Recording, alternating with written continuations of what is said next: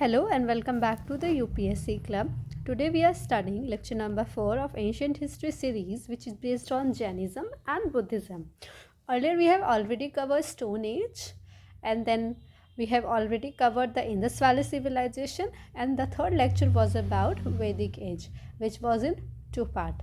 So now we are able to come till lecture number 4, which is based upon Jainism and Buddhism. So let's start that why Jainism and Buddhism came into picture. Basically, we will try to study region of their origin. Basically अब हम यहाँ पे ये देखेंगे कि Jainism और Buddhism के reason क्या थे, बेसिकली आए क्यों थे, ज़रूरत क्या पड़ गई इनको लाने की. ऑलरेडी जब हिंदुइज़्म धर्म वैदिक एज में एग्जिस्ट कर रहा था, तो ऐसा क्या हुआ कि आपको जैनिज़्म और बुद्धिज़्म की शुरुआत देखने के लिए मिल गई.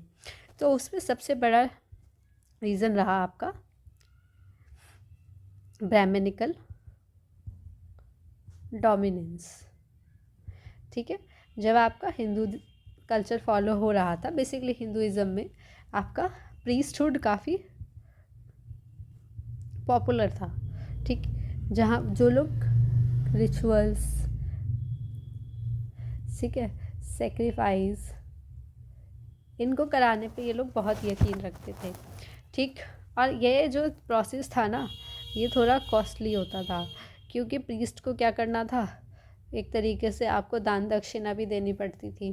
ठीक, in the form of gold, cows etcetera. तो जो आपके पुअर पीपल होते थे,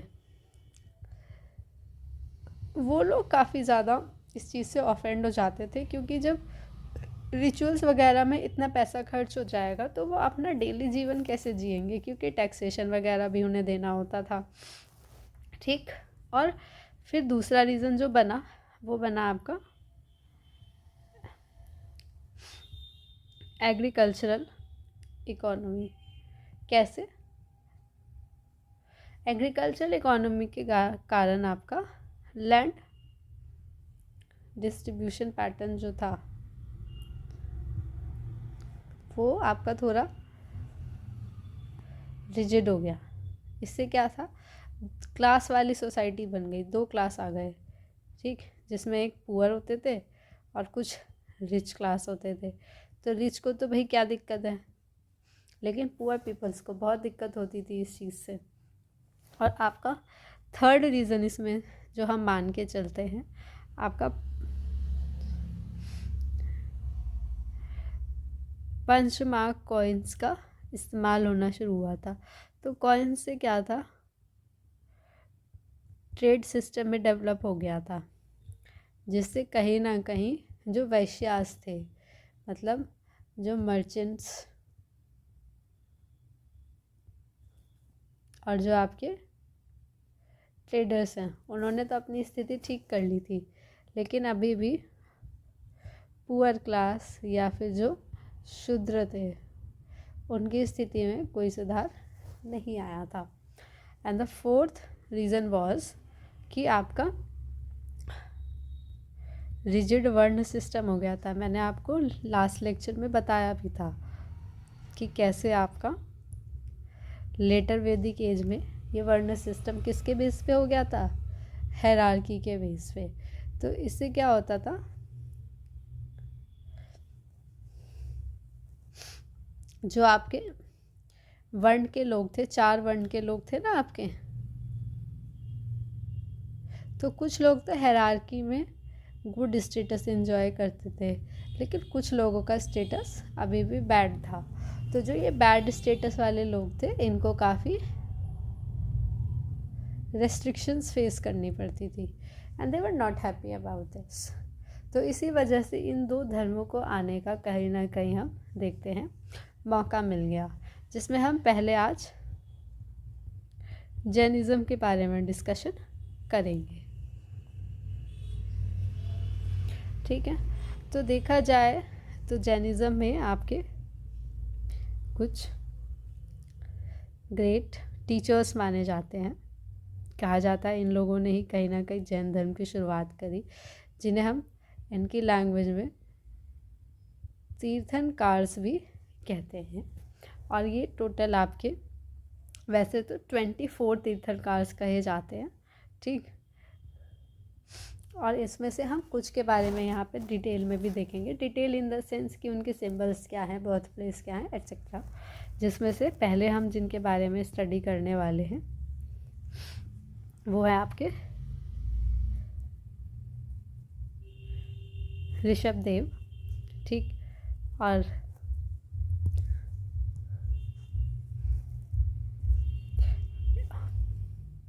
कहीं ना कहीं दूसरे आपके हम स्टडी करने वाले हैं वो आपके पार्श्वनाथ है,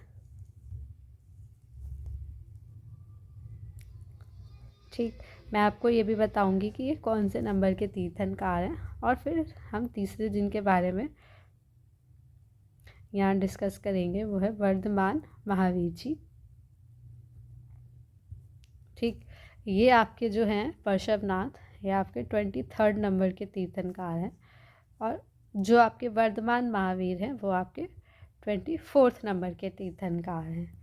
और जो इनका बर्थ प्लेस है, ऋषभदेव का बर्थ प्लेस माना जाता है अयोध्या, और जो आपका पार्श्वनाथ का बर्थ प्लेस माना जाता है वो आपका माना जाता है वाराणसी में, और आपका वर्धमान महावीर का कुंडाग्राम में, ठीक है, जो कि आपका कहाँ पड़ता है, वैशाली में,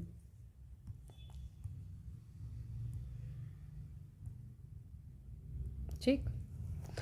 अब अयोध्या में देखा जाए तो बेसिकली हमारा राम जी से भी ये रिलेट करता है, और आपका याद रखना ऋषभदेव जो इनके फर्स्ट तीर्थंकर माने जाते हैं उनसे भी रिलेट करता है। और इनका सिंबल है आपका बुल, है ना। पार्श्वनाथ जो कि 23rd तीर्थंकर है वो आप सरपेंट यानी कि सांप से रिप्रेजेंट करते हैं, सिंबल से क्वेश्चन आ जाता है कई बार, इसलिए याद कर लेना इन्हें। और आपके वर्धमान महावीर को लायन से रिप्रेजेंट किया जाता है, ठीक। और एक बहुत इंटरेस्टिंग फैक्टर ये है कि वेदास में भी आपको इनकी चर्चा देखने के लिए मिल जाती है, जिसमें से केवल आपके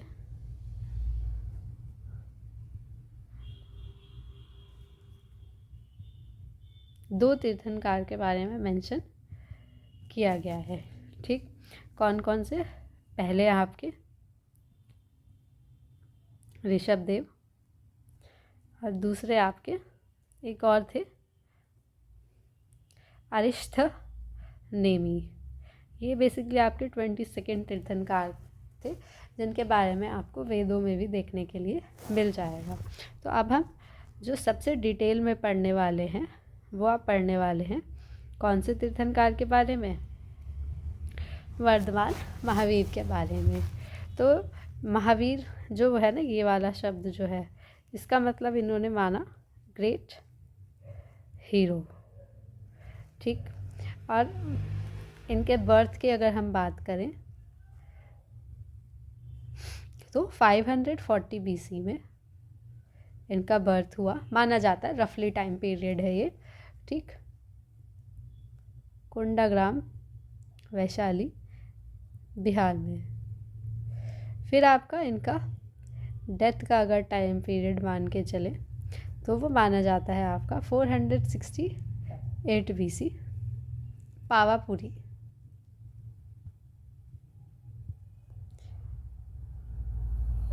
बिहार के अंदर, ठीक।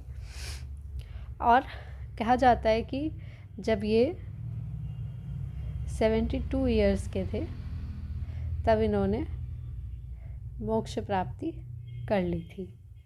और अब इनके फादर के बारे में देखें तो सिद्धार्थ, है ना, इनके फादर का नेम था।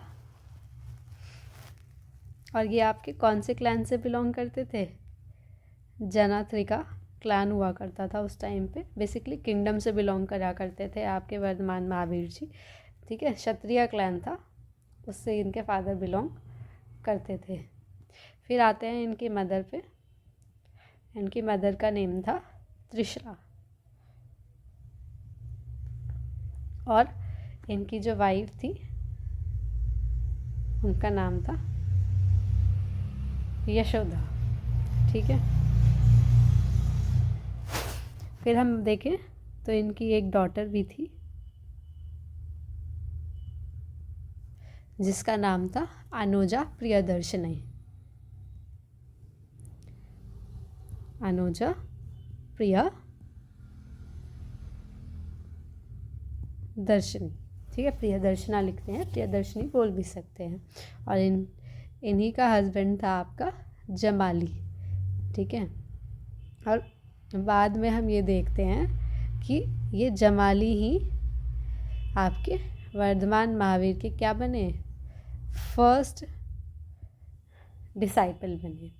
ठीक, और अगर इनके बारे में और फैक्ट्स जानना चाहते हैं हम वर्धमान महावीर जी के बारे में, तो ये माना जाता है कि इन्होंने अपना 30 साल की उम्र में 30 ईयर्स की एज में अपना घर छोड़ दिया। ठीक, और इन्हीं के साथ माना जाता है एक महाकाली घोष। ठीक है, जो कि आपके आगे चल के आजीविका सेक्ट के फाउंडर भी बने। इन्होंने दोनों ने साथ में ही घर छोड़ा था, ठीक है, मोक्ष प्राप्ति के लिए। और फिर बात करें कि इन्होंने एनलाइटनमेंट कब अचीव करा, तो एनलाइटनमेंट इन्होंने 42 ईयर्स की एज में अचीव करा। ठीक है, और एनलाइटनमेंट को यहाँ पे आप कैवलिया के नाम से बुलाएंगे। हम आगे आर्ट एंड कल्चर की जो मेरी सीरीज़ चल रही है मैं उसमें भी आपको कराऊंगी, वेयर वी विल सी कि अलग अलग हिंदुज़म, जैनिज़्म और जो बुद्धिज़्म धर्म है या सेक्ट है उनमें क्या क्या वर्ड्स यूज़ करे जाते हैं इन अलग अलग चीज़ों के लिए। तो 42 ईयर्स की एज में इन्होंने एनलाइटनमेंट अचीव करा। ठीक है, कहाँ पे करा, अंडर अ साल ट्री एट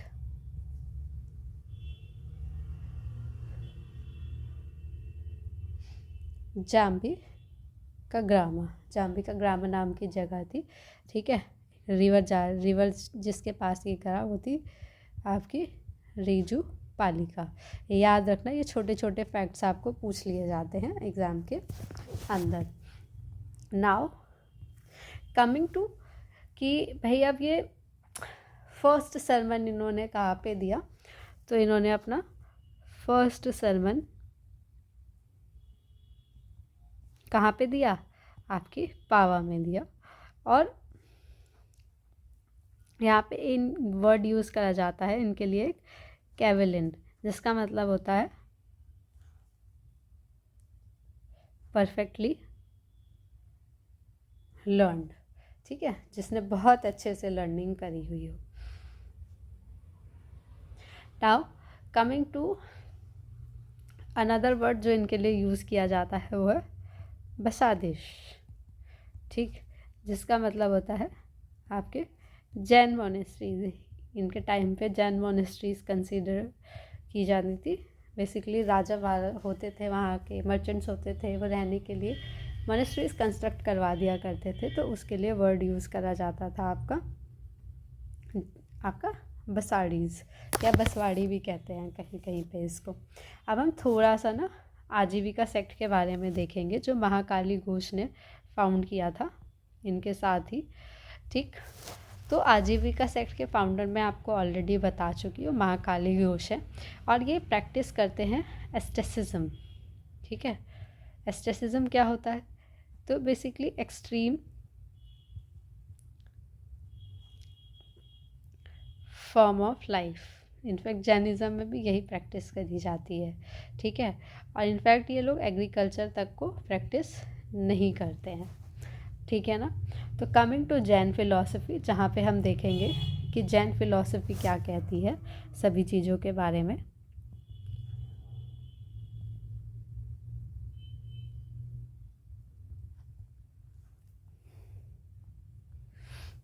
तो जैन फिलॉसफी में आपके मोक्ष के लिए 3 प्रिंसिपल्स दिए गए हैं। किसके लिए, मोक्ष के लिए आपके 3 प्रिंसिपल दिए गए हैं, जिसे हम क्या कहते हैं यहाँ पे, त्रिरत्न। कौन कौन से हैं वो 3 रत्न?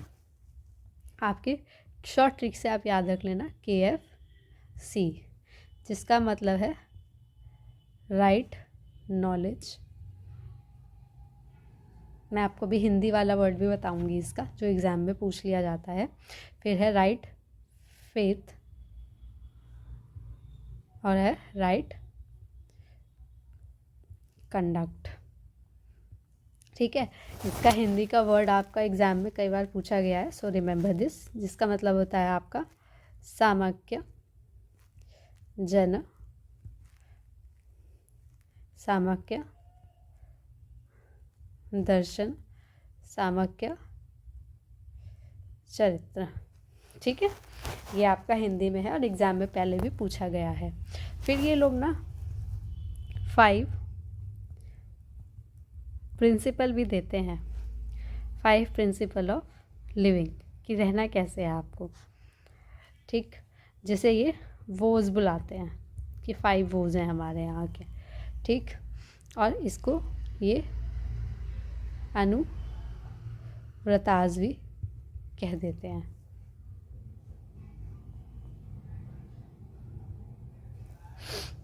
क्या है वो? पहला है अहिंसा, दूसरा है आपका सत्य, तीसरा है आपका अस्त्य, मैं आपको अभी इसका मीनिंग भी बताती हूँ। And the 4th is about ब्रह्मचर्य,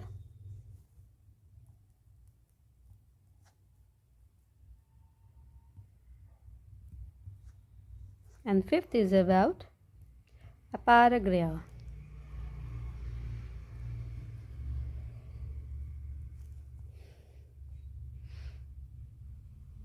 ठीक है, कहता क्या है? अहिंसा का मतलब हम सबको बहुत अच्छे से समझ में आता है, नॉन वायलेंस। सत्य का मतलब है कि ओनली स्पीक ट्रुथ, क्योंकि सच बोलने पे ये लोग काफ़ी एम्फेसाइज करते हैं। अस्त्य का मतलब है डू नॉट स्टील, चोरी नहीं करनी है। और ब्रह्मचर्य में आपको सेक्सुअली मोनोगामस रहना है। और आपको अपारगृह में करना है, आपको डिटैच करना है अपने आप को, डिटैच फ्रॉम मटेरियल वर्ल्ड। ठीक,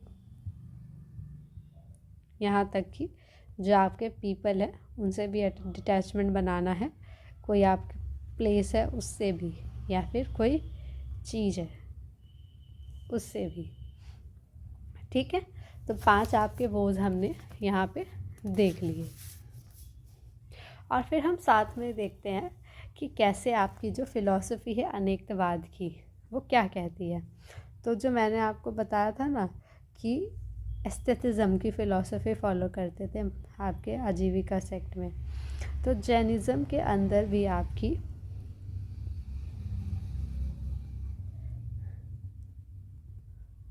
अनेकतावाद की फ़िलॉसफी फॉलो करी जाती है। ठीक, जिसका मतलब ये होता है कि आपके जो नॉन लिविंग थिंग्स हैं, एक तो ये कि उसमें भी सोल है, साथ में ये कहते हैं कि ऐसा ज़रूरी नहीं है कि एक ही व्यू पॉइंट सही हो। ठीक, आपके मल्टीपल व्यू पॉइंट्स जो होते हैं ना,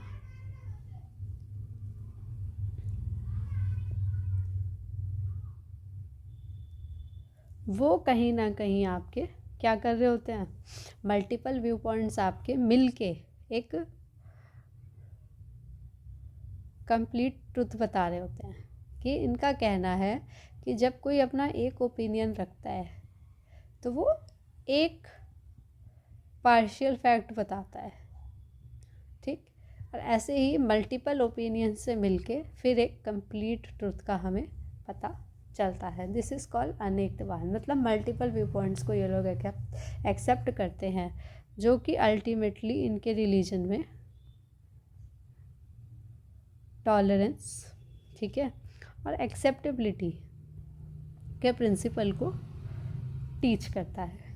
ठीक है, चलते हैं हम अपने नेक्स्ट पॉइंट की तरफ, जो कि है आपका कि इनके सेक्ट के बीच में क्या क्या डिविजन्स हैं। डिवीजन अमंग सेक्ट्स, भाई कुछ डिविजन्स भी तो होंगे, है ना, जैसे बाद में चल के हुए। तो बहुत सारे डिविजन्स हमको देखने के लिए मिले, जिसमें से आपको दो मेन मोटे मोटे तरीके से पढ़ने हैं। वो है कि हम देखते हैं कि कब कैसे डिवीजन हुआ। तो चंद्रगुप्त मौर्य,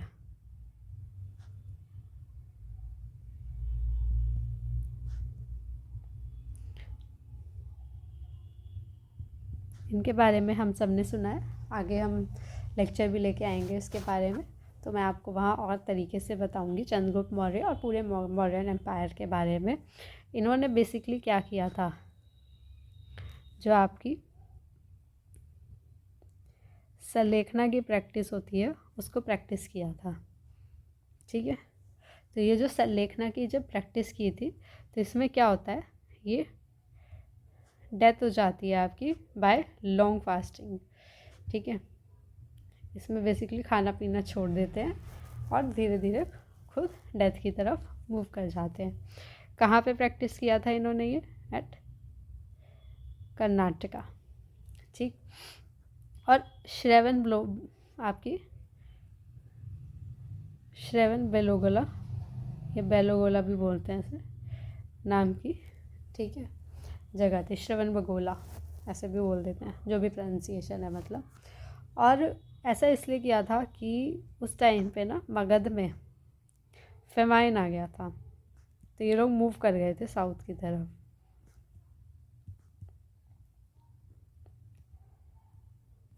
अराउंड 303 BC की है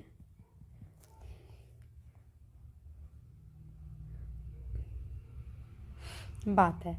ठीक, और यहीं पे ठीक एक और आपके चंद्रगुप्त मौर्य के ही फ्रेंड थे, कौन, आपके भद्रबाहु। ठीक, और ये आपके यहीं रह गए थे नॉर्थ इंडिया में।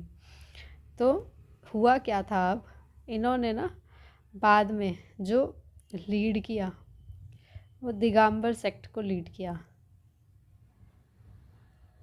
ठीक, और ये लोग जो थे इन्होंने वाइट क्लॉथ ले लिया था, तो ये श्वेतांबर कहलाए। और स्थूल बाहु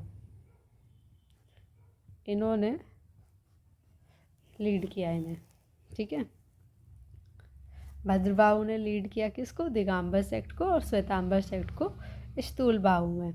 और फिर इसीलिए जब बाद में आपकी फर्स्ट जैन काउंसिल हुई एक, ठीक है ना, तो ये फर्स्ट जैन काउंसिल हुई आपकी अराउंड 289 BC में। ठीक, जहाँ पे बुद्धिज़्म के 12 अंग को क्या किया गया, कंबाइन किया गया।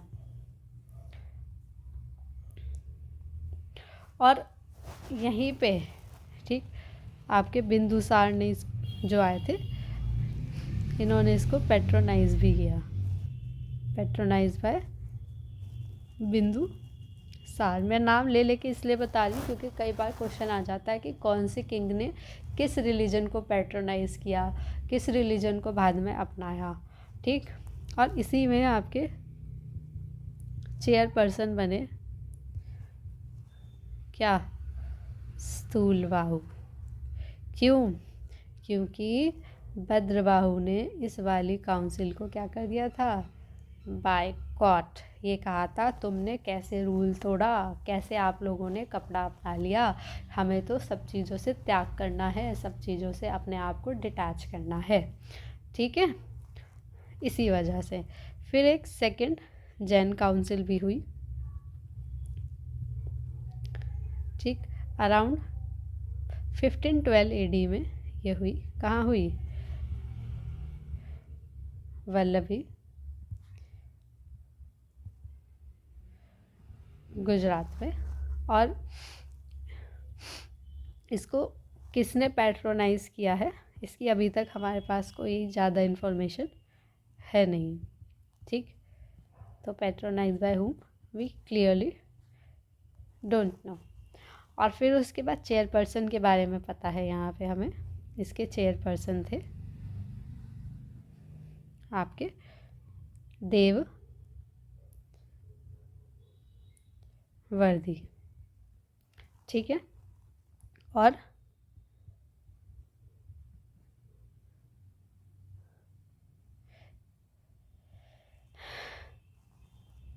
शमा श्रमणा वो भी कहीं ना कहीं इसमें इन्वॉल्व थे। और यहीं पे आपका फाइनल कंपाइलेशन हुआ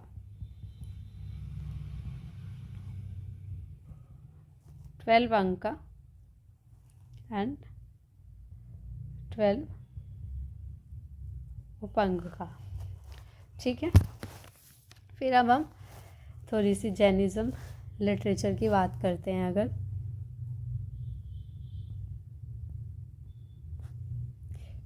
आप याद रखना, मैं सिर्फ वो इन्फॉर्मेशन आपको दे रही हूँ जो एग्ज़ाम से रेलिवेंट है, otherwise you can study a lot and lot in this particular topic. कोई अंत नहीं है इस टॉपिक का, बट हमें सिर्फ उतना पढ़ना है जो हमारे एग्ज़ाम के लिए रेलिवेंट है, क्योंकि हमें एग्ज़ाम क्लियर करना है, पीएचडी नहीं करनी है सब चीज़ों में। तो प्राकृत भाषा का काफ़ी यूज़ किया गया है, क्योंकि यही उस टाइम पे कॉमन लैंग्वेज की भाषा मानी। कॉमन जो आपके पीपल होते थे, कॉमन लैंग्वेज होती थी, वही यही भाषा वहाँ उस टाइम पे ज़्यादातर चलती थी, ठीक है। वैसे तो हम आर्किटेक्चर को थोड़ा सा डिटेल में देखेंगे, बट स्टिल हम जैन आर्किटेक्चर से रिलेटेड थोड़ा सा यहाँ पे देखेंगे।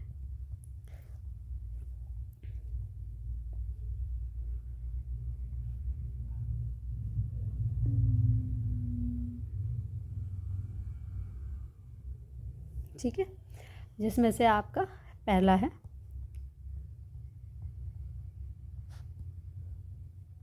रॉक कट टेम्पल,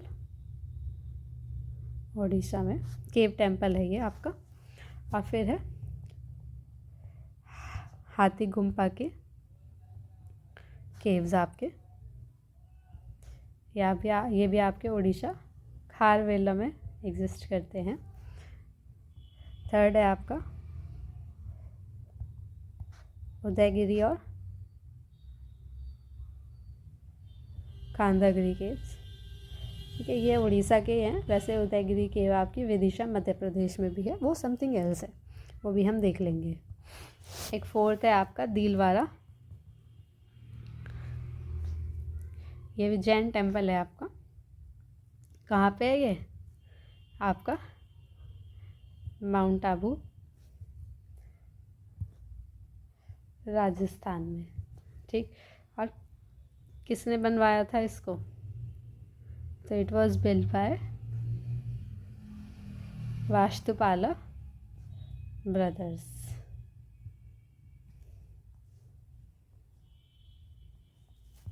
ठीक। और आपका एक स्टैचू भी है, स्टैचू ऑफ गोमतेश्वरा या फिर बाहुबली, ये काफ़ी फेमस है, ठीक है। और एनुअल फेस्टिवल होता है हर साल वहाँ पे, वहाँ इसका महाराज्याभिषेक करा जाता है, एक तरीके से कह सकते हैं बहुत बड़ा फेस्टिवल सेलिब्रेट होता है वहाँ पे, ठीक है। श्रवण बेलगोला में है ये, कर्नाटका में।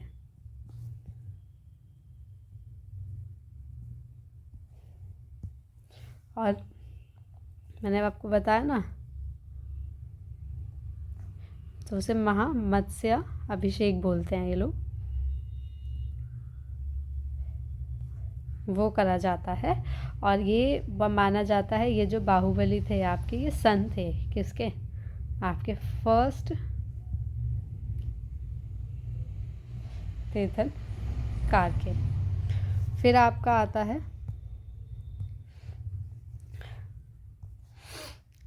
ठीक रनकपुर टेम्पल है एक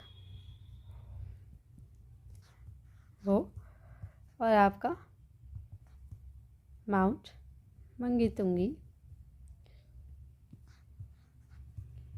साथ में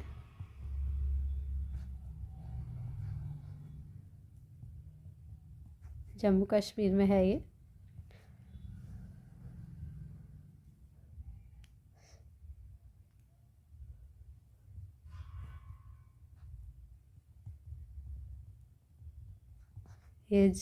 आप एक बार इसको चेक कर लेना, जम्मू कश्मीर या Jharkhand, what ever the correct location is, do comment. वैसे मैं आपको बता देती हूँ, ठीक है।